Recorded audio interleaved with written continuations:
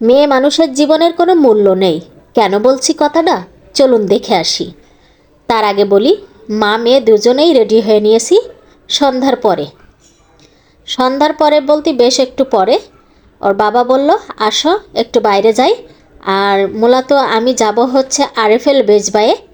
তো রেডি হয়ে চলে এসেছি। এখন আসি ওর বাবার অফিসে। এখানে আসার পরে আবার এই ইস্ট বেকার যে রুটিটা, এটা আমরা খুবই পছন্দ করি। এটা মিল্কের একটা ক্রিমি পাউরুটি, খুবই পছন্দ করি। তো এটা বসে বসে দুইটা নিয়ে আসছিলাম, দুইটা বসে বসে খেয়ে ফেলছি। খাওয়ার পরে আমরা যাব আমাদের সেই আসল কাজে। তো বেজবাইয়ে গিয়েছিলাম, কোনো কাজ হয়নি, মানে পাতিল কিনতে গিয়েছিলাম। তো আসলে পছন্দ হয়নি। তো সেখান থেকে কি করে আসছি সেটাই দেখাবো। তার আগে দেখাই এখন কয়টা বাজে দেখেন। প্রায় মানে 9টা, কত 20-20-এর বেশি, 20-22 বাজে। তার মানে 10টা বাজতে গেছে। এখন দেখেন কি সাথে করে নিয়ে আসছি, মানে কি কিনে দিয়েছে আমার হাজবেন্ড। তাহলে বলেন, এত রাতে এই মাছগুলো দেখলে কি আপনার মন চাবে, মানে বলবে যে আসলে মেয়ে মানুষের কোনো মূল্য আছে? আমি এজন্যই বলেছি মেয়ে মানুষের কোনো মূল্য নেই। কত রকমের মাছ দেখেন, এই রাতের বেলায় সে আমাকে এনে দিয়েছে। কারণ ঝামেলা তো আর তার নেই, আমাকে কাটতে হবে, আমাকেই রাঁধতে হবে, আমাকেই তাকে খাওয়াইতে হবে। তো এখানে আছে হচ্ছে তেলাপিয়া মাছ, কই মাছ, সাথে একটা পাঙ্গাস মাছ। আমার এত বছর বিয়ের বয়সে মাত্র 2 দিন পাঙ্গাস মাছ কিনেছি। এর আগে একদিন কিনেছিলাম যে খাইতে পারি কিনা, অনেক কষ্ট করে খেয়েছিলাম, সেটা অনেক বছর আগের কথা। তো ভাবলাম এত বছর পরে আবার একটু কিনে দেখে খাইতে পারি কিনা। সাথে কলা, ড্রাগন আর হচ্ছে বেগুন নিয়ে এসেছি। এখন এই মাছ আমার কাটার পালা। ওরা কেটে দিয়েছে, কিন্তু ওদের কাটা মানে অনেকগুলো আঁশ থাকে, তারপরে পাখা থাকে, মানে অনেক ময়লা থাকে। এই জন্য ওরা যদি একবারে পিস করে দেয়, ওটা পরিষ্কার করতে আরও বেশি কষ্ট। এই জন্য কোনোরকম উপর থেকে একটু কেটে নিয়ে আসছি।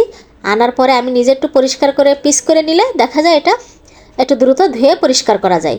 আর যদি ওইভাবে মানে একদম আষ্টে সহ পিস করে দেয়, এটা যে কি কষ্ট সেটা যারা পরিষ্কার করেন তারা ভালোভাবেই জানেন। এই জন্য বললাম, ভাই এমনিতেই সালটাল ছাড়িয়ে পাকনা মাকনা কাটিয়ে কেটে দেন, পিস করা লাগবে না, বাসায় যে পিস করে নেব। এখন এতগুলো মাছ দেখেন, একটা একটা করে প্রত্যেকটার গায়ে হাত দেওয়া লাগবে, কারণ ওনাদের পরিষ্কার করা সবাই জানেন। তো যাক, অনেক কষ্টের পরে মাছগুলো কাটতেছি। তো প্রথমেই পাঙ্গাস মাছটা কেটে নিচ্ছি। আসলে আজকে মানে হঠাৎ করে আমার হাজব্যান্ড বলতেছে, এটা পাঙ্গাস মাছ খেয়ে দেখতে পারলে হয়তো। আমি কাছে হঠাৎ এই মন, তা কাছে মাছ তো সবাই খায়, আমরা কেন পারবো না। মানে এর না হলেও মনে হয় 4-5 বছর আগে একটা নিয়ে এসে খাইয়েছিলাম, মানে ওই প্রথম আমাদের কেনা। তো মানে খুব বেশি স্বস্তি করে খেতে পারছিলাম না, মানে গার মধ্যে কেমন একটা যেন করতেছিল।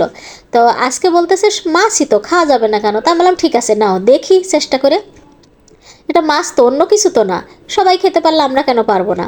তা আসলে সত্যি কথা বলতে এই মাছটা আমার কাছে কেমন একটা গ্যাস কয়, আর একটু তেল তিলে তো এটা আমার খাইতে গার মধ্যে একটু ঘিন ঘিন করে। তো যাই হোক, এদিকে আবার কুকুরে দেখেন আমার সাথে পাল্লা দিচ্ছে, মানে কার ভয়েস কত বেশি সে আমার সাথে পাল্লা দিয়ে চিল্লা পাল্লা করতেছে। এখন তার মাঝেও আমাকে কথা বলতে হবে, কিছুই করার নেই।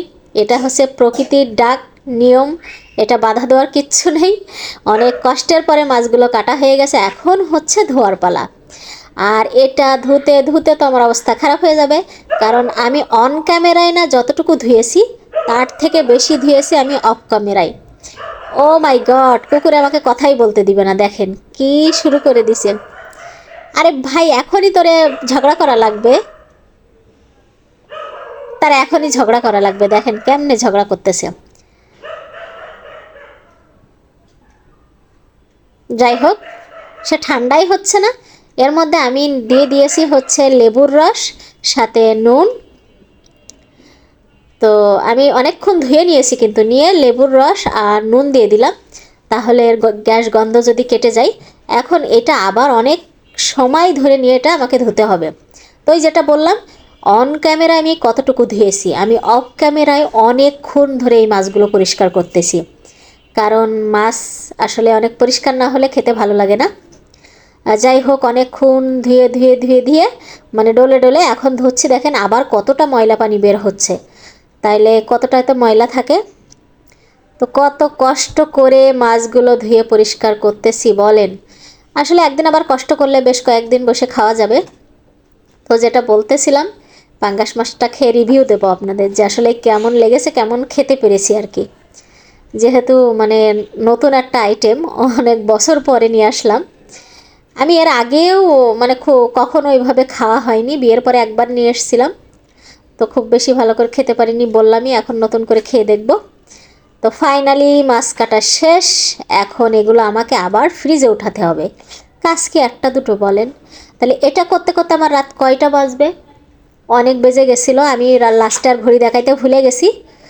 তো যাই হোক, এই দেখেন ফাইনালি কেটে কুটে রেডি করে নিয়েছি। কেমন লেগেছে আমার আজকের ভিডিও সবাই কমেন্ট করে জানাবেন। ভালো থাকবেন, বিদায় নিচ্ছি। আল্লাহ।